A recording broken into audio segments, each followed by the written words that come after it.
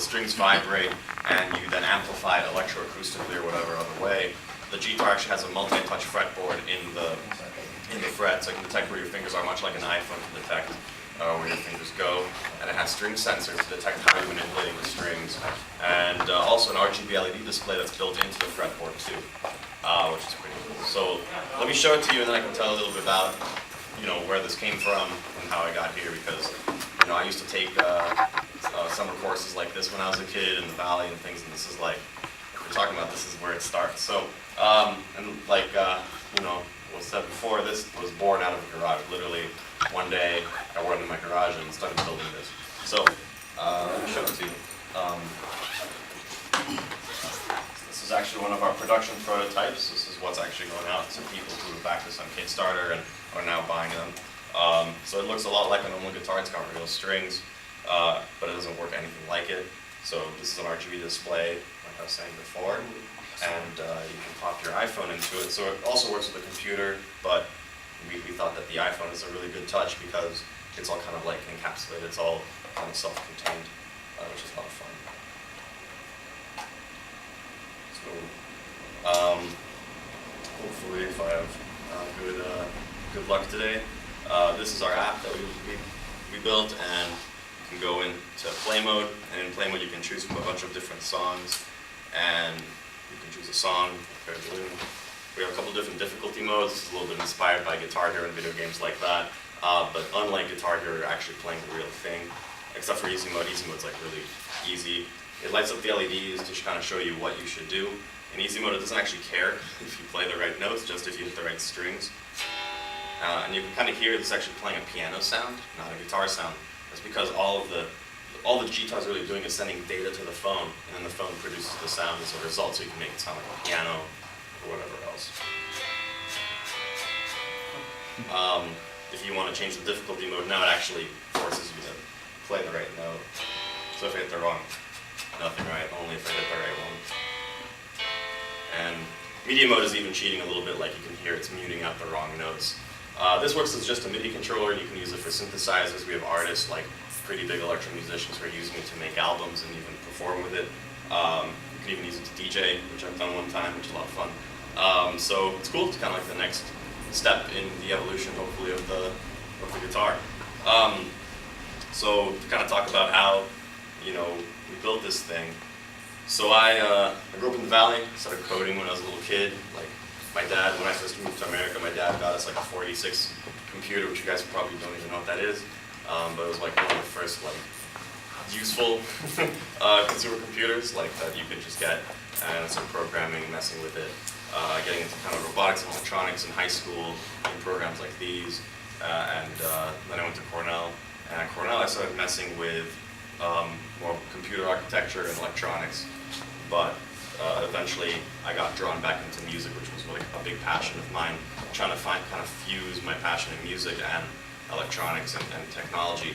And at the time I was making electronic music, so I was pretty serious about making music, and I actually released a few songs on some labels and all that stuff. But it was always bugging me that I couldn't play guitar with a computer, like manipulate a synthesizer with my guitar. It was always like making music on guitar, then like writing it down, then figuring out how to play it on piano, which I'm horrible at piano, and then plugging that into my computer and doing it that way.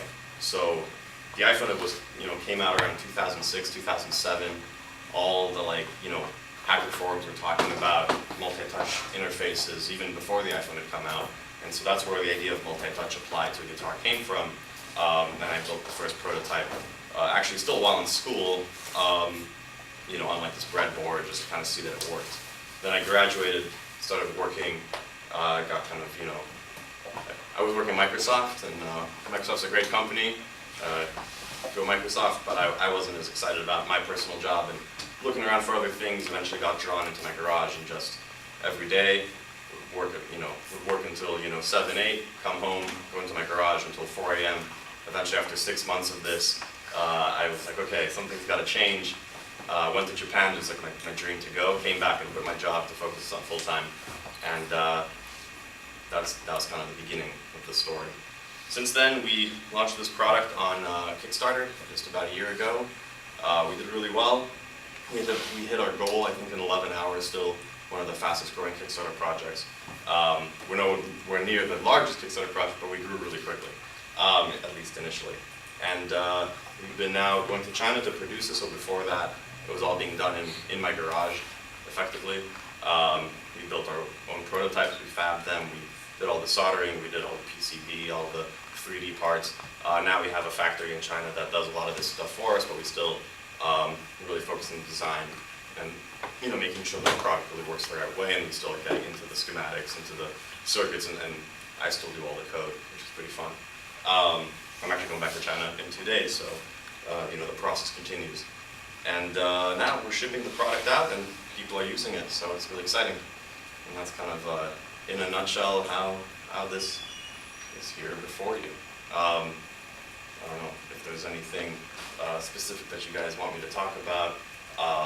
Talk about the technology. I can talk about what it takes to get to this point. I'll let you guys ask, because remember when I was in these programs, people always talk too long. So when you were designing this, have you seen anything about those synthesizers that sort of have like the same design, but they all have buttons instead of those strings? So did you get inspired at all from those? The idea of a MIDI guitar is not a new one. So the first reasonable design for a MIDI guitar was like in 1986 or so. It was called the Synfax. And the Synfax actually was pretty similar in many ways to our tech. It had a set of strings here that stopped, and then another set of strings here. And the set of strings here were for your fingers, to detect where your fingers were. And this was based on like 1986 microprocessor tech, and so it was extremely expensive. It was like 10,000 British pounds. And then the other set of strings was there for you to play, but they were really bad. They were using like micro switches or something that wasn't very effective or useful for a musician. So they had another set of piano keys right here. And most people, what they did that played it, like they only made 60 of them. And I mean, some really big musicians use them. Like actually, if you guys are into, probably not, but Bella Fleck and the Flecktones, the drummer still uses a modified Synfax as a drum kit. Like that's, we'll play on stage and he's playing drums on his guitar, but it's really a Synfax. But most people use those keys instead of the actuation keys, because that's the big tech that we've had to focus on a lot over the last 8 months, is making the strings so sensitive to the point where you kind of touch it and it works. We also have actually a secondary tech, which is, it fits into here, it's like a pick on a wire. And inside the pick is actually an accelerometer, so you can kind of detect what you're doing with it, and it's almost like a stylus in the way that it works. So we always have a backup, just in case somebody's like, oh, it's not sensitive enough, even though it's quite sensitive now. We always want to make sure that people have that, like, backup, because even with those early technologies, they didn't work very well. Then Casio came along with something, and it was a bit closer, but it looked like, if you took it apart, it looked like a keyboard, like a piano, like a computer keyboard, but with strings, so you kind of push down and it was pressure. So that's not really how a guitar works. So that wasn't very effective, but it was a consumer level product that was being sold for like in the hundreds of dollars, Then the idea of like the button keys, I don't really know who came up with that, but it's always been kind of like just like a not very good solution that no guitarist, like I think Yamaha came up with it with the Easy EG, which was like a learning guitar, and actually had LEDs in those buttons, just like one color LEDs, and it was a standalone unit to teach you how to play. The problem was, once you learn how to play with buttons, that's what you know, and then you don't really know how to play guitar. So the knowledge didn't really transfer very well. But it was a pretty reasonably successful product, actually, probably more so than any other one before it. And now you see them all over the place, like not Behringer, but a bunch of people are putting them out. I actually know one company called Visa, I think they changed the name, but the Kitara, these guys out of Hong Kong built one with an integrated, like what looks like an iPad, but it's their own custom touchscreen computer. It was a really expensive, it did kind of pretty well, like they had this viral YouTube video that hit millions of views, but that apparently didn't translate into sales, and the company seems to have disbanded. I go to Hong Kong a lot and I meet a lot of those guys, but it mostly kind of moved on, unfortunately. So yeah, to avoid all of those kind of situations, we focused on a product that was more consumer oriented, one that would actually be useful for somebody who's not a musician. Unfortunately, and if anybody's a musician in here, take this with a grain of salt, because I too used to be one, but musicians are a horrible market. Like, never build anything for musicians. It's a small market, and it's an extremely critical and vocal and angry group of people. Because if you change anything, they will immediately tell you that you're the Antichrist, and that you're ruining it for everyone. Even though in reality that's what they're doing. So don't ever sell to musicians unless you're selling bread. That's a different market. But yeah, sell to consumers, sell to people who want to have a good experience. Sell something that's really interesting and compelling. That's way better. Musicians will always find fault in whatever you're doing, which is unfortunate because that's the reason the music industry is kind of squeezing itself dry right now, and more so in music tech than anywhere else. Even though MIDI keyboards are just going crazy, because now anybody with a laptop and a computer can make music, and who's the most popular? Actually, I'm kind of interested. I haven't talked to my little brother's actually in high school right now, so I talk to him a lot, but I haven't talked to a lot of kids. Like, who's like the most popular musician you guys listen to right now? I'm really interested. Online sensation, or like in general? In general, like what do you go home to and listen? Like, what do you put on Spotify or whatever? Classical music. Classical music. Influence. Big influence here. That's awesome.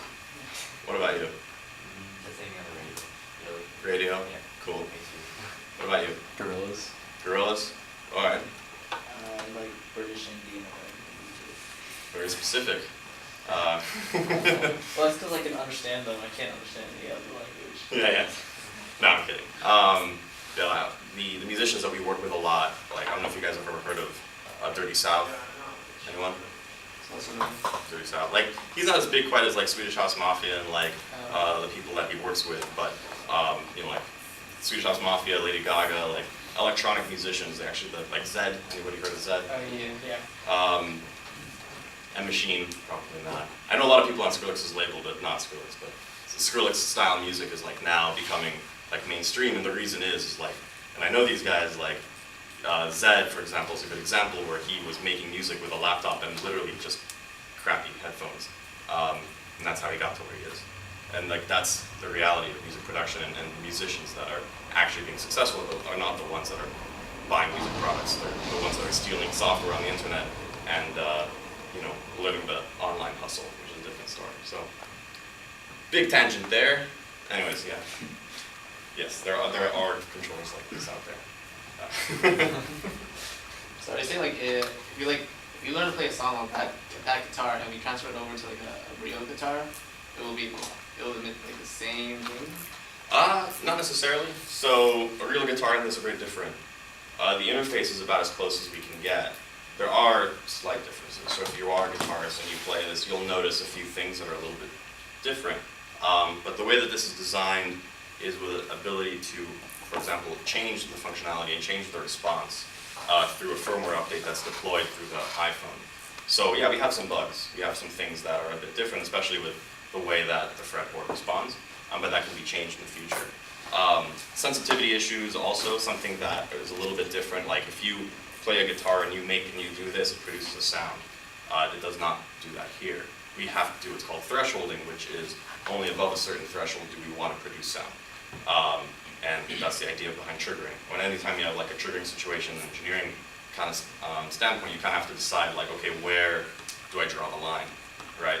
We have like adaptive lines, so the line's moving around, but you can't 100% solve a lot of these problems. But with that said, we did design it in a way that can actually be adaptable to future change. Let me try to open this up. So this is like a modular design that we came up with. You kind of see that little module in there, and that can be replaced. It kind of looks like a little Game Boy cartridge, I suppose. Cartridges, we love to talk about those. So, but you can kind of see when I pluck a string, it'll detect that. This is right now a pretty good solution, but it's upgradable. So in the future, as we continue to make that tech better and better, because it's an open problem. It's not something that you can just say, oh, I'm done, I've solved it. Because you're taking a vibrating string, which is a physical system, then converting it into first analog, obviously, which is just electrons moving, right? And then converting that into some kind of digital representation of that, which is a message or data. And so at every step, you can lose a lot of stuff. And so while this is a great solution for especially beginners, intermediates, and people who kind of understand the limitation of the tech, this doesn't, and is not intended to replace a guitar. With that said, if you do learn on this, and a lot of people have so far, you are pushing down real strings. You are manipulating real strings. You are kind of like understanding where the fret, like this is, except for these frets, this is completely, scale with what a real guitar is. So it's a bit smaller, just the design has been made smaller because like the bridge is inset a little bit. Most bridges are up to here, so like the whole thing is a bit smaller to make it more friendly, more approachable. But it does work in the sense that if you play this, you're playing a guitar. And if you do learn how to play a song, you could transfer it over. Will it sound as good? Probably not. Playing a real guitar, you need to tune the strings, you need to have a good guitar, which is not a trivial thing, by the way. And that's the beauty of this. Like, this is actually made of wood, but the early prototypes were made with plastic. The material does not affect the sound. The sound quality is completely contained within the digital realm of what we build. So you plug this into Ableton, and you can use the most advanced synthesizers, or drive samplers, or do whatever you want. With a real guitar, and if anybody's ever had the pleasure of trying to record a real guitar signal for some kind of production level creation, it is like horrible. Actually, we did this for a commercial. We made a commercial with a guy playing this at like a house up in Sonoma, and we made the song, we put it online, and then so we could download with our app and play it. And then later I was like, okay, well let me record that song with a real guitar to make it sound good in the video. And I spent literally like a whole day trying to record what is like a 20, 30-second snippet. And I can play it fine, that's not the problem. The problem is recording it and making it sound good within Ableton on top of everything else and like producing it, which was like, you need like a proper studio, which we don't have. And I'm like, screw this, I'm just gonna use like synthesis, and it sounded just as good. Like a lot of people don't realize that that's a synthesizer in there. So it's, yeah, it's that boundary between what is real and what is digital and what is like what you listen to on the radio that sounds like a real guitar in many cases is not. Same goes for a lot of instruments, because like what's his name? It's like a famous sound scoring guy, Hans Zimmer. You know? Yeah, he uses mostly synths for most of his stuff. Like once in a while he'll get like a big order, but like a lot of it's synthetic. Because that's the level of technology that we have today in music production. It's not expensive. It's not inexpensive, but it is if you get it, from pirate bay. So, which is what most people do actually, believe it or not. Not that I'm condoning that. I'm on film. I'm not condoning that. Do not steal software. It's a bad idea. Somebody will get upset. Yeah. What's the process of getting a factory to build your product in China? It's a good question. I could probably write a whole book on it. It's a long story, so I'll give you one tip, and this tip is probably the one that nobody ever listens to me about, but it is the only thing that is actually important. Build it yourself first, and then go to China.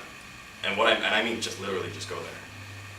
Take your prototype in hand, or actually don't, take your design files. And go to China and say, this is what I want to build, I've already built it, I know what it's supposed to do, just go. And then they'll go, and this sounds kind of like wacky, like this is the real world, but this is how it works. They'll go and they'll spend 2 to 3 weeks, and you won't understand anything they're saying during that time. You should be there during that time. And then they'll come back to you with a prototype. And that's actually how fast it takes. It can take 2 weeks, it can take 3, it can take 4. The prototype's going to not work at all, but it's going to be better than what you built, probably by a factor of 2. And it's an amazing process. You should be involved in the process, and you will be. That's why you have to be there, because they'll involve you without you realizing it. They'll make some friends, and you think that's a silly thing to say, but that's actually the most important thing about working in China, is if you're not friends with the people that you're working with, you might as well not be there. Right. Because that is, and I don't know, if anybody who has been experienced at all with, I grew up in a school that was mostly Asian, 50–60% Chinese. The rest was like mostly Korean, Japanese. Like I took Japanese in high school, like it was a class that was offered, and that was way before, you know, I don't know what the school looks like today. I know a lot of schools offer Mandarin now, and a lot of like Asian languages, and that's really awesome. But back then, when I was going in high school, like that was not a common thing. That was done because there were so many Chinese students at my school that the parents were requesting that they provide Japanese as an option because they knew the value of that.